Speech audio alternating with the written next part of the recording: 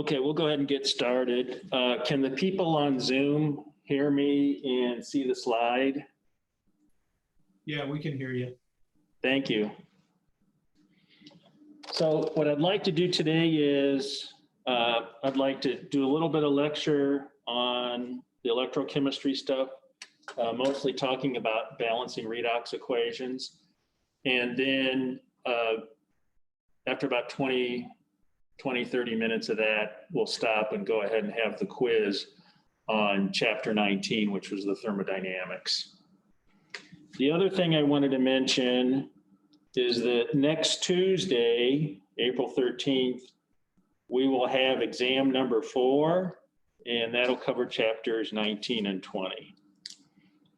Okay, so we left off last time talking about this kind of flow chart on how to balance redox equations. So let's go ahead and just review that for a second. The first step is to make 2 half reactions, identifying which is the oxidation reaction and which is the reduction reaction. And one way we do that is by looking at the oxidation states of the different elements that are in the molecules. Once we've decided which is the oxidation and which is the reduction portion of the reaction, then we go and we balance each of those half reactions. So first thing we do is we look at atoms other that are not oxygen or hydrogen and balance those atoms. Then we can balance the oxygen atoms by adding water to the side that's deficient in oxygen. Then we can go back and balance the other side by adding protons to the side that you didn't add the water to.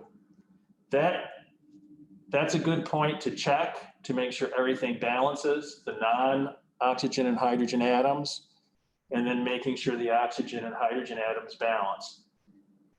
Usually your charge doesn't balance after doing that, and that's okay because we can balance the charge by adding electrons. Remember, electrons, that's a negative charge for each electron. So we can use that negative charge to make sure both sides of that redox half reaction have the same net charge on it. Once you do that, then everything should be balanced. Once again, it's good to double check. And what you often find though also is that the number of electrons in the 2 half reactions aren't the same. And so they need to be the same so that that balances out as well. So then you can find common factor to balance out those electrons. And usually the simplest way is take the number of electrons in one redox reaction, multiply the other reaction by that, and then vice versa. That's the simplest way to do that. If you do all that, everything should balance. The electrons will cancel out. That's why the electrons don't show up in the final reaction. And so then you add up those half reactions, you'll cancel out the electrons, and then sometimes you can cancel out some water or some other things as well. You just want to check and see what you can cancel out on the 2 sides of the reaction, and then do a final check of the balances. So as I've said before, the nice thing about balancing equations, whether it's redox equations or other types of equations, you know if you got it right or wrong, because you can go back and you can add things up, and if it balances, then you got it right. If it doesn't balance, you know there's a problem there. So what we're going to do now is we're going to go through an example of one of these.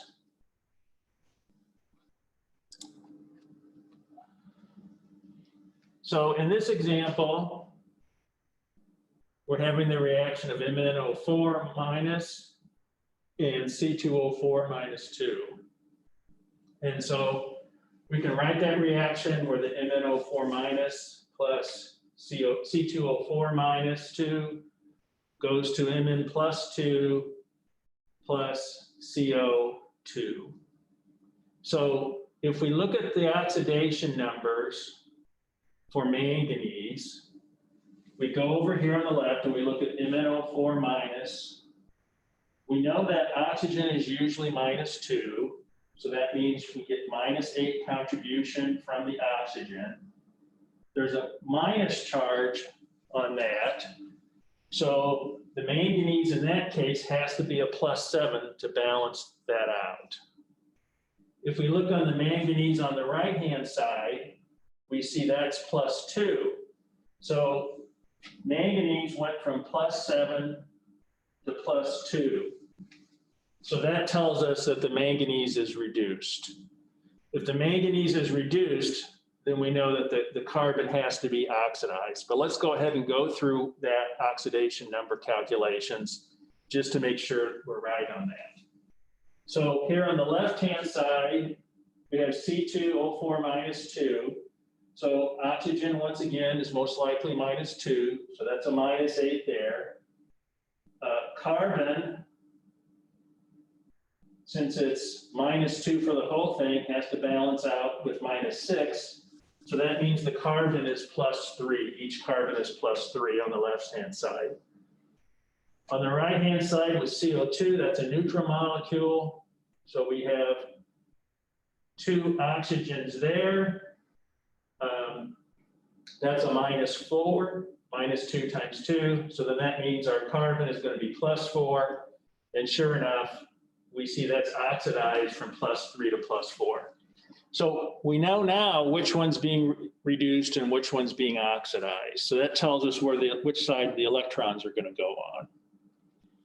So let's look at the oxidation one first. That's the C2O4 -2 going to CO2.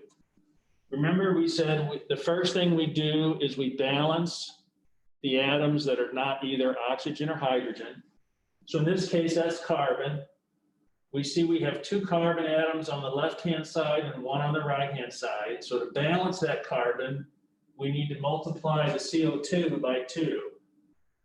So now we look at that C2O4 -2, and then 2 moles of the CO2. Our carbons balance, we have 2 on each side. So we said the next thing that we do is after we balance those non-oxygen or hydrogen atoms, then we go ahead and balance the oxygen. Well, let's take a look at what we've got here. On the left-hand side, we've got 4 oxygen atoms. And on the right-hand side, we have 2 times 2 for 4 oxygen. So in this case, our oxygen is balanced already. So we don't have to do that trick of adding water to the side that is lacking oxygen because we're balanced to begin with. So now the only thing left to do is balance. We've balanced carbon, we've balanced oxygen. The only thing left to do is balance the charge. If we look on the left-hand side of the reaction, we have a -2 charge total. And on the right-hand side, we have no charge. So in order to balance -2 on each side, we can add 2 electrons to the right-hand side of the half reaction.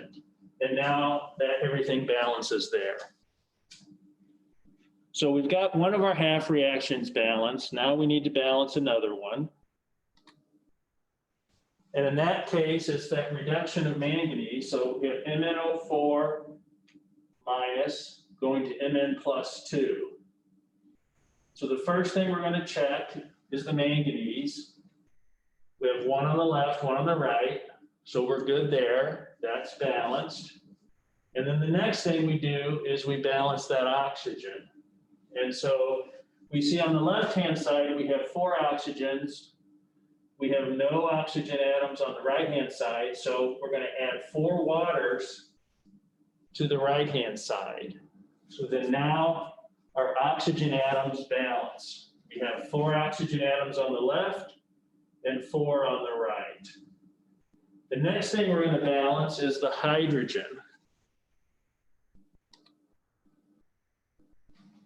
So we see on the right-hand side, we have 2 times 4 hydrogens for a total of 8.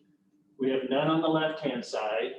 So to balance those hydrogens, we're going to put 8 protons, 8H plus, on the left-hand side. So now if we go back and we take a look at our atoms, we see we have 8 hydrogens on the left, 4 times 2 equals 8 hydrogens on the right, that's good. 1 manganese on the left, 1 manganese on the right. We have 4 oxygens on the left, and we have 4 oxygens on the right. So we're good there, everything balances in terms of the atoms. So then the next thing that we need to balance is the charge. So if we look on the left-hand side, we have 8 H plus charge and 1 minus charge. So 8 plus and 1 minus gives us a total of +7 rather on the left-hand side. On the right-hand side, we have +2. So we have +7 on the left-hand side, +2 on the right-hand side to balance that charge. And once again, remember, we balance our charge by adding electrons to one side or the other. So if we add 5 electrons on the left-hand side, so 5 negative charges on the left-hand side, now we balance the total charge on the left is -5 plus 8. So that's +3, and then we have 1 more minus on the MnO4, so that's +2. On the right-hand side, we have +2 coming from the manganese, the Mn +2. So now our charge balances. So at this point, we've gone through and balanced our 2 half reactions. And now we need to combine them to get what that final reaction is going to be. So here we have our 2 half reactions. On the first reaction, C2O4 minus 2 going to 2 CO2 plus 2 electrons. Below it is the second half reaction, 5 electrons plus 8 hydrogen ions plus MnO4 minus going to Mn +2 plus 4 waters. So we know all our atoms are balanced because we did that in those half reactions, so we're pretty confident about that. But what we see is in the first reaction, 2 electrons, the second half reaction, 5 electrons. So those electrons aren't going to balance out, aren't going to cancel out. So to do that, to get a balance of those electrons, the simplest thing to do is to take this first half reaction, the C2O4 half reaction, and multiply it by the 5, which is the number of electrons in that second one. Then for the second reaction, the MnO4, we multiply that by the 2, represented by the 2 electrons in the first half reaction. And then that will balance out our electrons.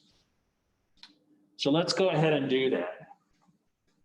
If we do that multiplication at the top, and now we have 5 C2O4 minus 2 going to 10 CO2 plus 10 electrons.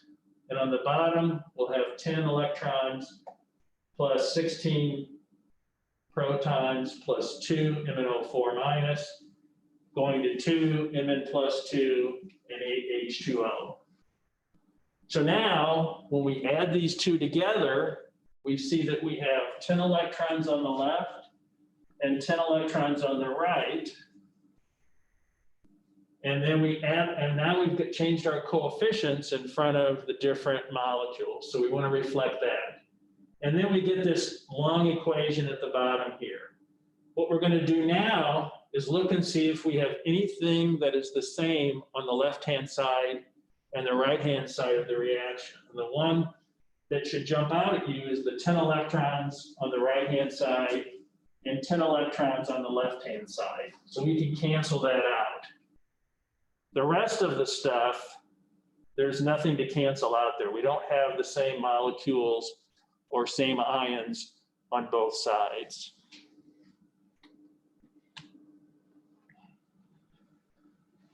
So we go ahead, we get rid of those 10 electrons, we get this final equation here without the electrons. And as I said before, if we wanted to make sure that we really had it right, we could go back and we could go and count up all the atoms on the left-hand side and the right-hand side and make sure they match. And just for instance, 16 hydrogens on the left.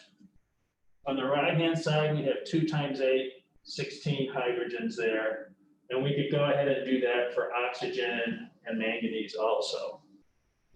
So that's the general flow for doing a balance of redox equations. You balance each of the half reactions individually. Then you balance the electrons. Then you combine and cancel out whatever is the same on the left-hand side and the right-hand side. And then at the end of it all, and you get that final thing, you do a final check to make sure that everything balances. Any questions about this? Okay, so there are some homework problems, and I would really suggest that you spend some time working those because the only way I'm aware of getting comfortable doing this is to just practice it a little bit. So I don't think it's particularly difficult as long as you really pay attention to what you're doing and you know, make sure you count the charge, count the atoms, things like that. But it does, I think, take a little bit of practice. So if you recall, when we first started talking about this, we said that we were talking about balancing things when they're in an acidic solution. Well, sometimes you have a basic solution and you have to do things slightly differently. It's kind of the same thought process, but there is one slight difference that you have to do. And so I want to mention what you do if you're told it's a basic solution. So if the reaction occurs in a basic solution, you can start the balancing and go through the process similar to what we said we do for an acidic solution. The difference is, once the equation is balanced, you need to add OH to each side to neutralize the H plus in the equation and create water instead of the H plus. So if you think about that, if it's a basic solution, you're not going to have a bunch of protons there because it's basic. You're going to have hydroxide ions. So if you go through that process that we just did for the acidic type of situation, and then you get it balanced, and then wherever you had an H plus added, if now you add OH to each side, so if you add OH to the side that has the H plus, then that's going to result in having water. So if you had two H pluses, for instance, you would add two OH minuses. So you'd have then 2 moles of water. And on the other side of that equation, you would add 2 OHs. And so then that's where your basic component of the solution would come up. One thing that often happens in this, in these basic ones, is after you do that OH minus addition, it's not uncommon that you wind up with water on both sides of your final equation. And that's okay. Because remember, we would have used water to balance those oxygens out as we're kind of going through the process. So if you do wind up with water on both sides, what you do is just see how many are on the left-hand side, how many are on the right-hand side, and then see how much can cancel out, kind of like we did with the electrons. And usually what happens is all the water doesn't cancel out, but you're left with some water molecules on one side or the other, but you won't have them on both in that case. Okay, so in the homework, and we'll go through some of this in class also, probably next class, but please spend some time working through some of the homework problems on the balancing equation. I think if you work through, 4 or 5 of those problems, you'll get a hang of it and get a feel for it, and I think you'll be pretty comfortable doing that. Okay, we have a few more minutes before the quiz, so I would like to get through a little bit of the homework stuff that's assigned. And the one I think we'll get through today, we'll have time, is number 20.17. And so for these balanced oxidation reduction reactions, we want to see what the oxidation numbers are. And so let's just go through this to kind of refresh our memory on the oxidation numbers. So if you look up on our reaction, we have I2O5 going to 5 plus 5CO going to I2 plus CO2. Let's start with I2O5. So there we have 5 oxygens.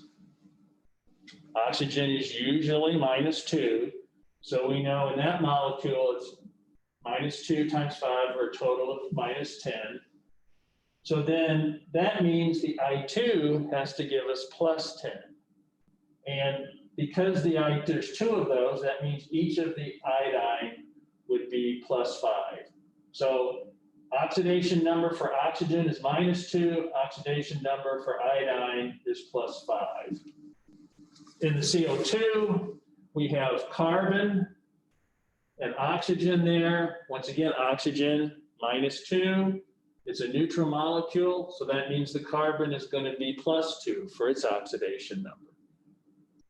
We move to the right-hand side, I2, we said by definition, things like that, oxidation number is 0.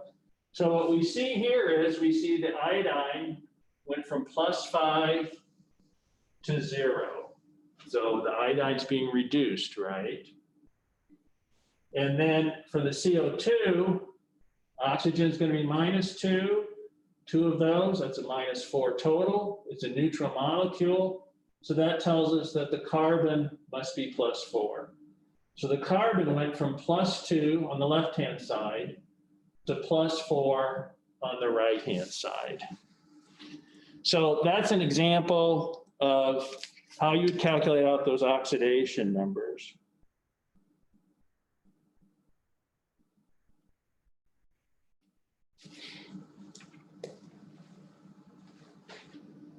So if we then want to see how many electrons are going to be involved in this, we could go ahead and we could balance those equations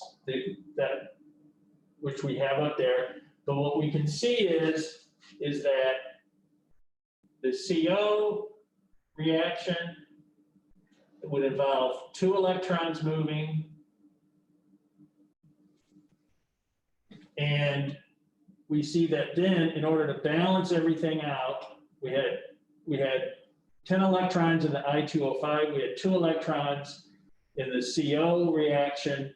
To balance everything out, you had to multiply the CO by 5, and that tells us that there's 10 electrons involved in that reaction. And so that's how we know the total there from that balanced equation. You can try problem number 2 as you work on the as you work on the homework. It's a similar approach of where you figure out oxidation numbers using those oxidation number guidance that we talked about earlier. You can balance equations to kind of see how many electrons are involved.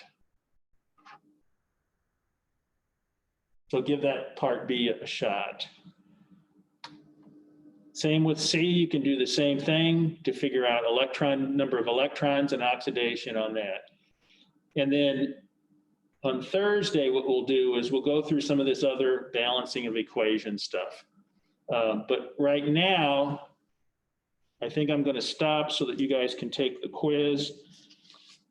Before the quiz starts, I just want to mention once again that next Tuesday, we will have an exam on chapters 19 and 20. And so that's the thermodynamics stuff that you're taking the quiz on today, and then this redox stuff. Thursday of this week, we'll finish up the redox chapter, and then we'll go from there. Any questions before you log on to Canvas for the quiz? Okay, that's it then. Good luck on the quiz.